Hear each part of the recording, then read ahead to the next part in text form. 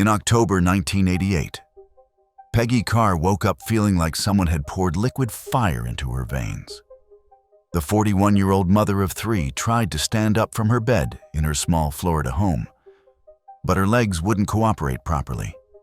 Her feet felt like they were burning from the inside out, not like a sunburn or a scald, but as if someone had injected hot water directly into her bloodstream. She assumed it was the flu, maybe food poisoning. She'd felt this burning sensation in her stomach the night before, but she'd ignored it, thinking it would pass. It didn't pass. It got worse. Within days, Peggy would be in a coma.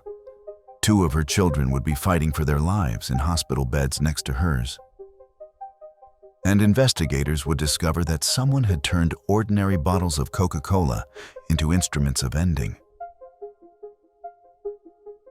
poisoning an entire family with one of the deadliest substances known to science. The person responsible?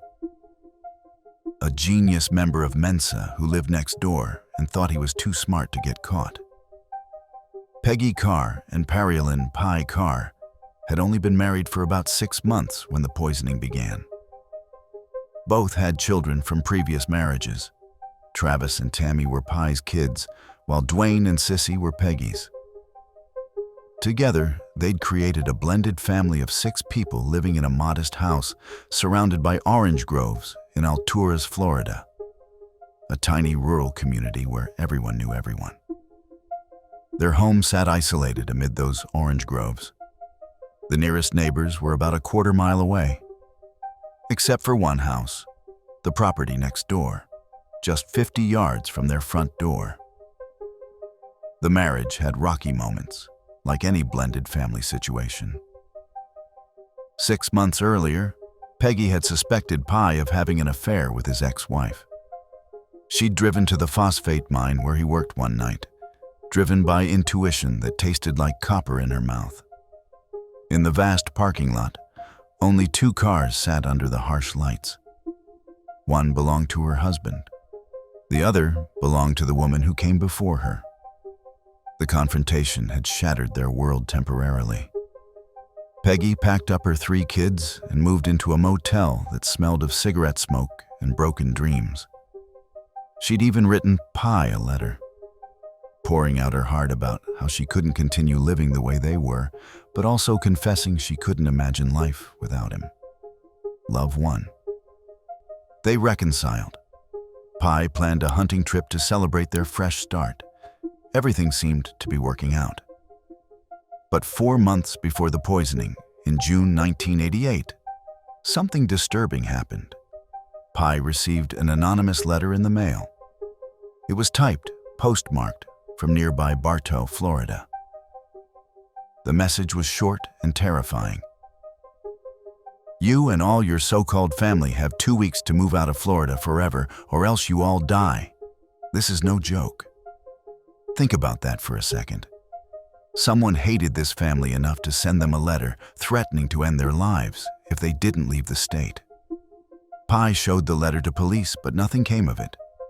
No fingerprints, no leads. The family stayed put. They figured it was probably just a prank, some neighbor with a grudge trying to scare them. They were wrong. On October 23, 1988, Peggy started feeling ill. At first, it was just nausea and a burning sensation in her chest. She tried to push through it. She was tough, the kind of woman who didn't complain much. But by the next day, October 24th, the pain had spread to her extremities and she was having trouble breathing. Her family rushed her to Bartow Memorial Hospital. The doctors ran tests but couldn't find anything obviously wrong. They kept her for 3 days, treating her symptoms, and when she seemed a bit better, they sent her home. Back at the house, things got worse. Much worse. Peggy's symptoms returned with a vengeance. But now, she wasn't alone. Her stepson, Travis, Pi's son from his first marriage, started showing the same horrifying symptoms. Then her own son, Dwayne, began experiencing the burning sensations, the nausea, the weakness. On October 30th, just a week after Peggy first fell ill, all three of them were admitted to Winter Haven Hospital. Peggy, Travis, and Dwayne, all suffering from the same mysterious illness that doctors couldn't identify. Dr. Richard Hostler, a neurologist at Winter Haven, examined Peggy and noticed something that made his blood run cold. Her hair was falling out, not just thinning, coming out in clumps when he tried to help her sit up in bed. Combined with the neurological symptoms, the muscle weakness, and the excruciating nerve pain, one possibility entered his mind. A possibility so rare that most doctors go their entire careers without seeing a single case. Thallium poisoning.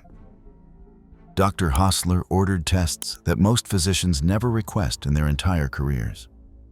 Within 24 hours, the lab results came back positive. Peggy Carr had thallium in her system.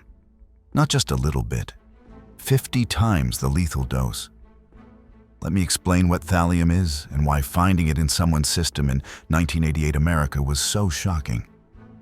Thallium is a heavy metal that was once used in rat poison and pesticides. It's odorless, tasteless, and colorless when dissolved in liquid. It attacks the nervous system, causing nerve endings to die from within. Hair falls out. Muscles stop working. The victim experiences excruciating burning sensations as their nerves shut down one by one. There's no antidote, no cure. Once enough of it gets into your system, you're done. The US banned thallium as a pesticide in 1972 because it was too efficient at ending things, not just rats, but any living creature that ingested it. By 1988, it was nearly impossible for ordinary citizens to obtain. You needed to be a chemist with specialized knowledge and access to obtain thallium. When the test results confirmed all three victims, Peggy, Travis, and Dwayne, had been poisoned with thallium, the hospital immediately notified law enforcement. This wasn't an accident. This was attempted elimination of an entire family. Despite aggressive treatment, Peggy's condition continued to deteriorate. Within a week, she slipped into a coma. She would never wake up again. Her face drooped on both sides, as if an invisible hand was erasing her features. Her body shut down, piece by piece, while doctors watched helplessly. Travis and Dwayne clung to life in hospital beds next to her. The boys were young, stronger, and had apparently consumed less of the poison. But they came terrifyingly close to following their mother into that coma. Detective Ernest Mincy of the Polk County Sheriff's Office took charge of the investigation. His job was simple in theory, impossible in practice. Figure out how an entire family got poisoned with a substance that was nearly impossible to obtain. The first step was testing everything in the Carr house.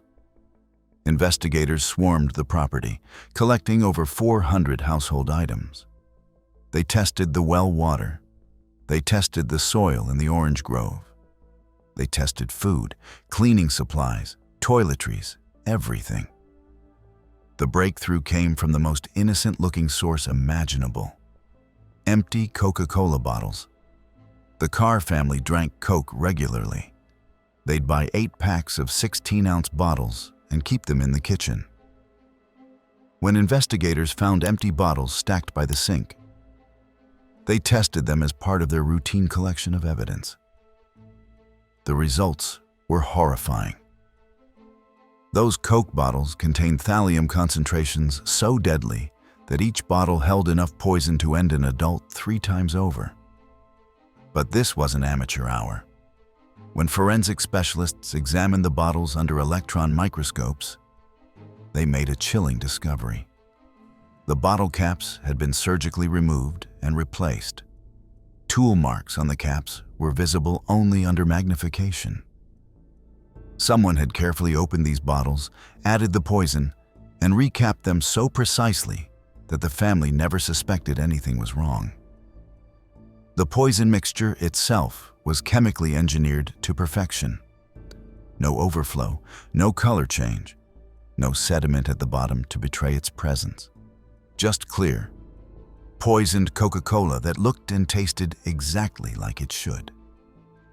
This was the work of someone with advanced chemical knowledge, someone patient, someone who'd planned this ending with the precision of a master craftsman.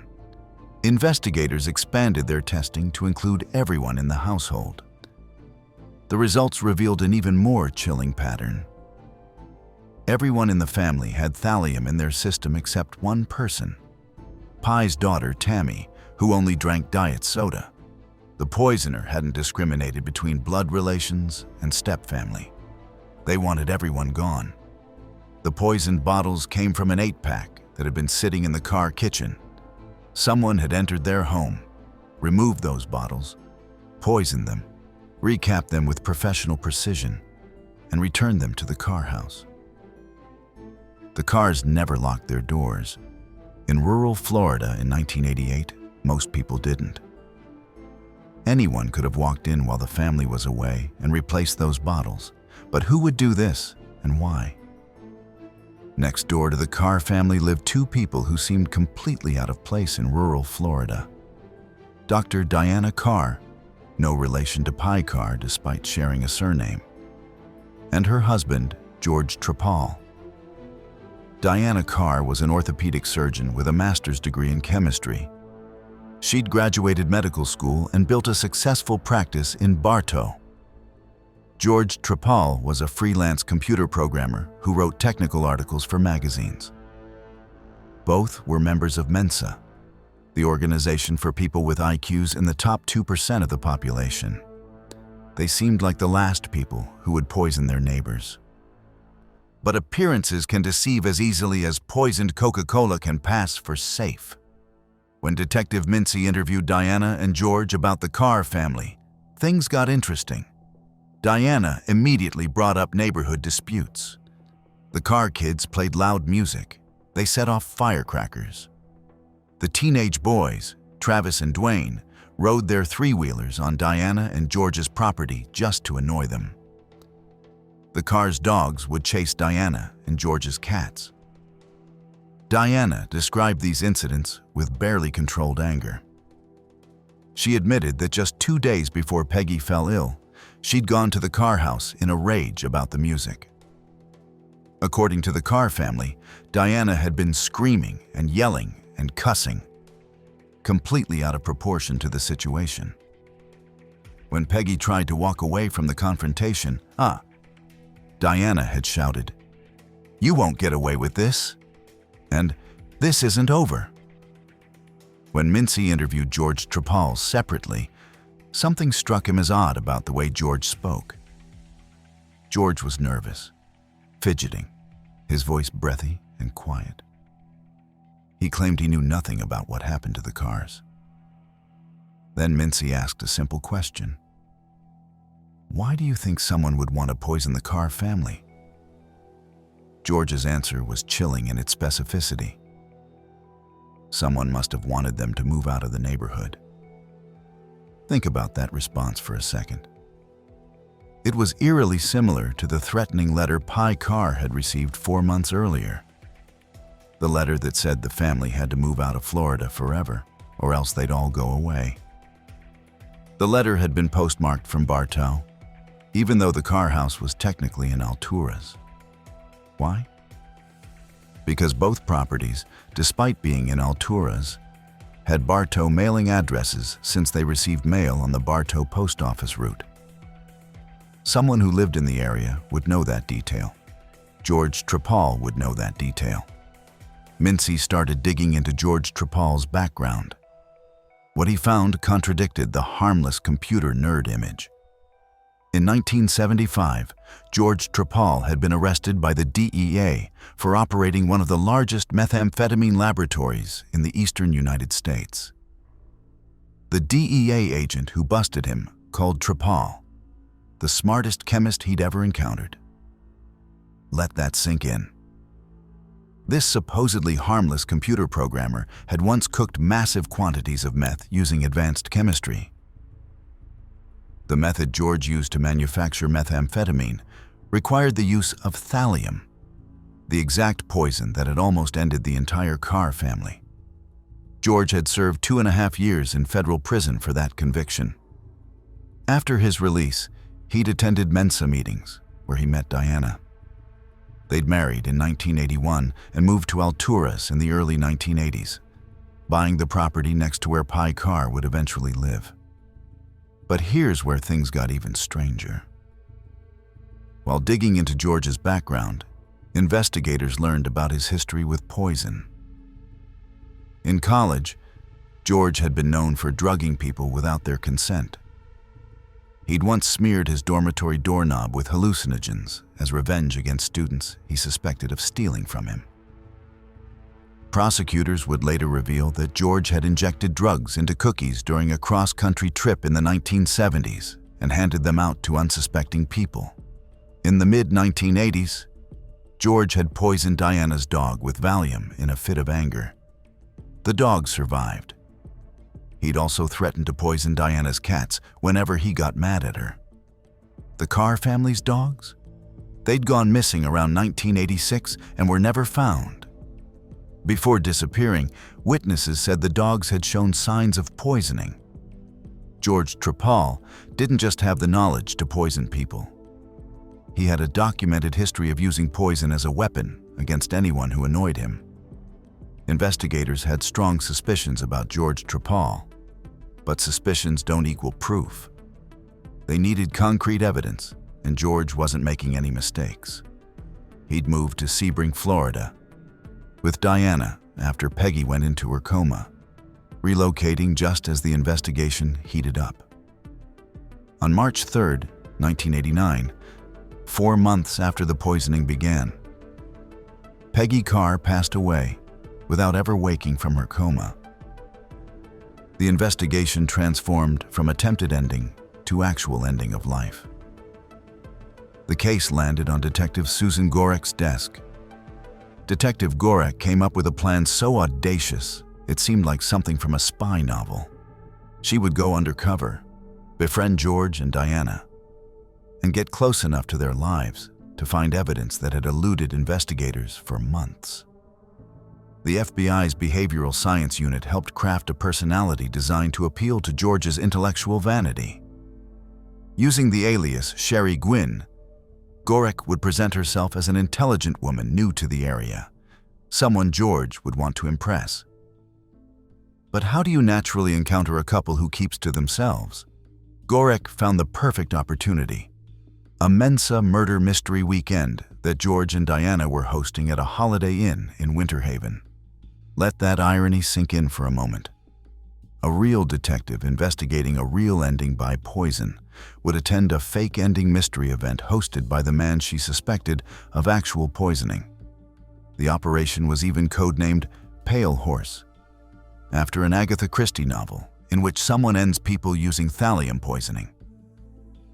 The murder mystery weekend took place on April 14, 1989, just weeks after Peggy Carr's passing.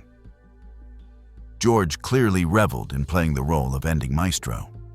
He distributed booklets to participants setting up fictional ending scenarios. Several of his scenarios involved poisoning. George Trepal had written his own ending mystery story as part of the event. In it, he explored themes about how vulnerable people were to poison compared to other supernatural means of ending. He seemed fascinated by the concept, discussing it with a kind of enthusiasm that made Gorek's skin crawl. The operation succeeded beyond expectations. George took a liking to Sherry Gwynn. They became friends over months of careful cultivation. Gorek attended more Mensa events, had meals with George and Diana, and slowly built trust. During her undercover work, Gorek made careful observations. In George and Diana's home, she noticed a prominently displayed copy of Agatha Christie's The Pale Horse, the very novel about thallium poisoning that had inspired the operation's code name. George owned extensive books on poison, homicide investigation techniques, and detailed information about thallium's uses and effects. George had been studying ending like other people study hobbies. When George and Diana decided to relocate permanently to Sebring, where Diana would establish a new medical practice, they needed someone to rent their old Altura's property. George offered the house to his new friend, Sherry. Detective Gorek, still undercover, accepted immediately. This was the breakthrough they'd been waiting for. Once Gorek had legal access to the property as a tenant, she allowed the technical investigation team to search every inch of the house and surrounding property. They'd waited over a year for this opportunity.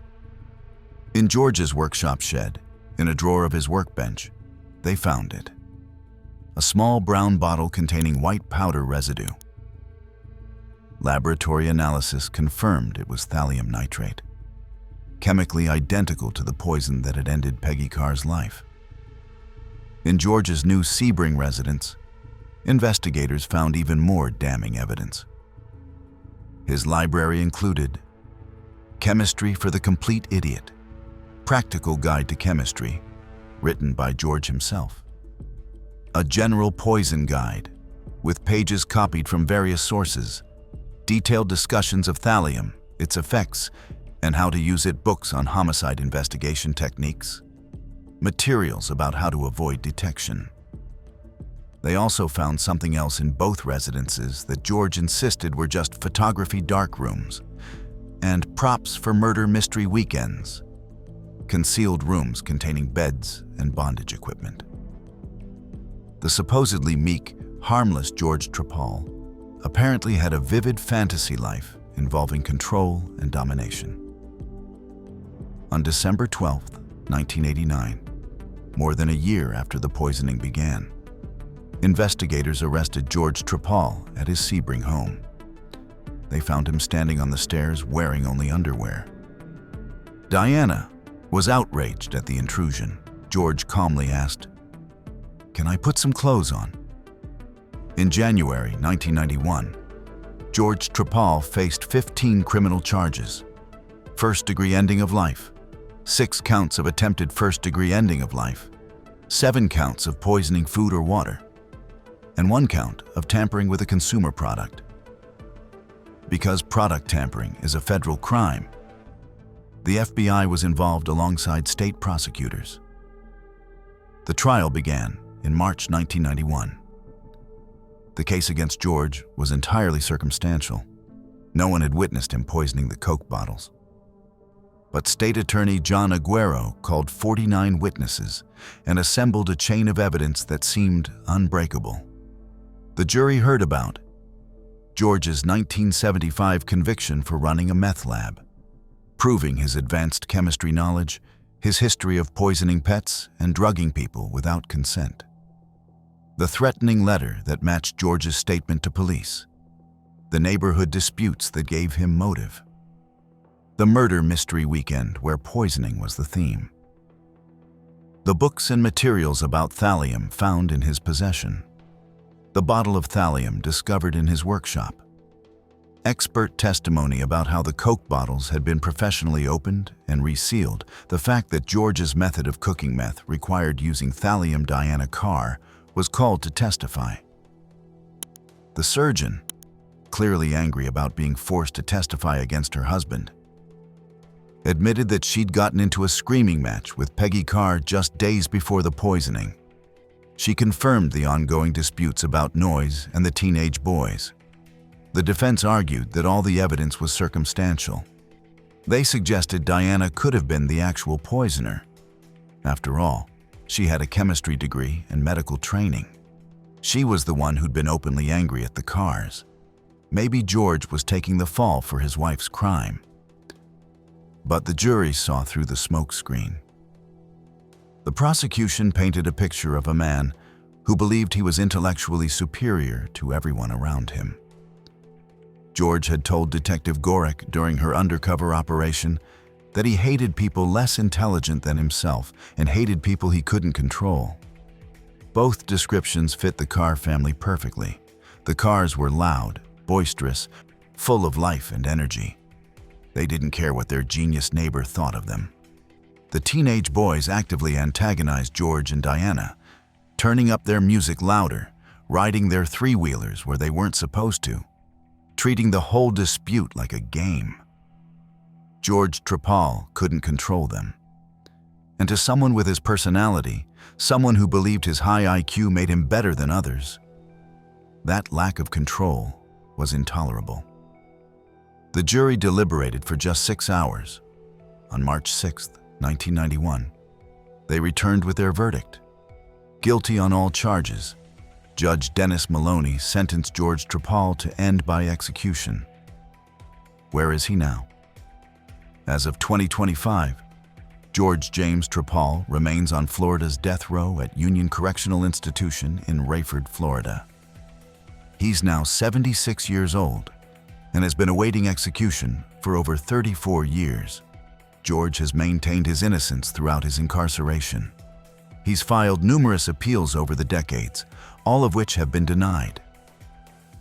His legal team tried to capitalize on a 1997 federal report that criticized the FBI crime lab's practices, citing the Trepal case as an example of substandard work.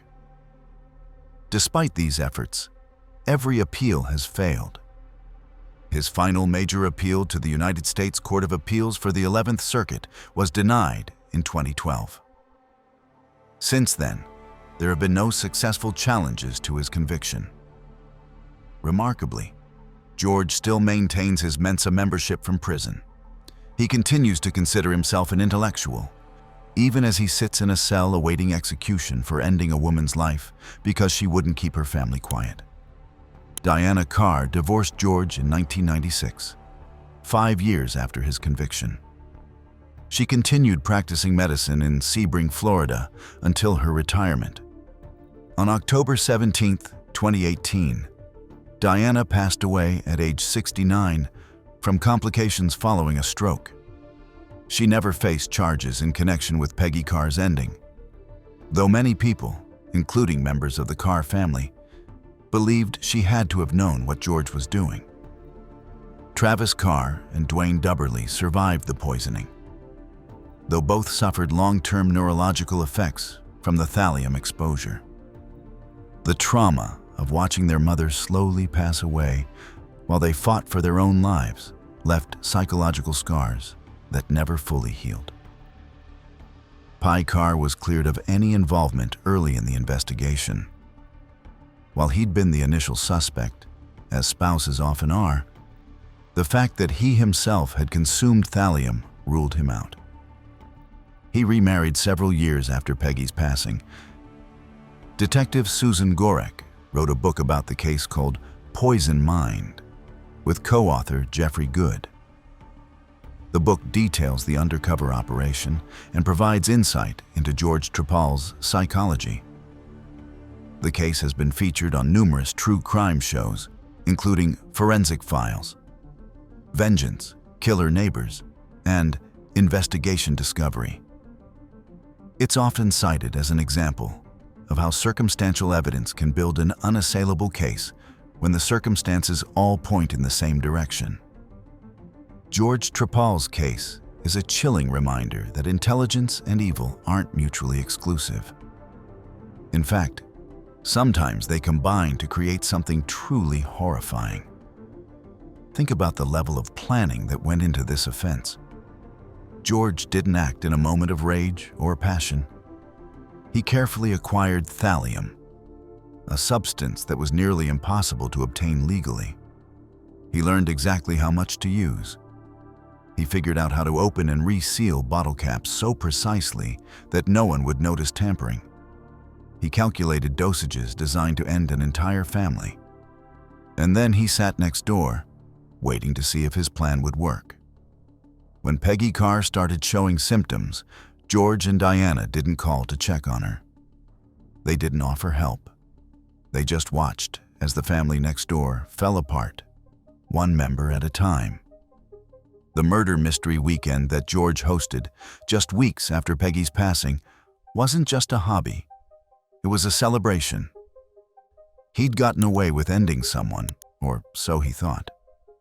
And now he could play the role of ending expert for his Mensa friends, exploring fictional scenarios that mirrored what he'd done in real life. But George made one critical mistake. He underestimated law enforcement. He thought his high IQ made him smarter than the detectives investigating the case. He believed they'd never trace the thallium back to him, never figure out his method, never catch him. Detective Susan Gorick proved him wrong. Her undercover operation, her patience in building a relationship with him over months, and her eventual access to his property gave investigators what they needed. George's own arrogance, keeping that bottle of thallium in his workshop, maintaining his library of poison books, writing ending mysteries that reflected his real offense, provided the evidence that sealed his fate. Peggy Carr was 41 years old when she took her last breath on March 3, 1989. She'd survived a troubled marriage, built a blended family, reconciled with her husband, and was trying to create a happy life in rural Florida. Her offense? Her family was too loud. Her kids played their music too loudly and rode their three-wheelers where they shouldn't.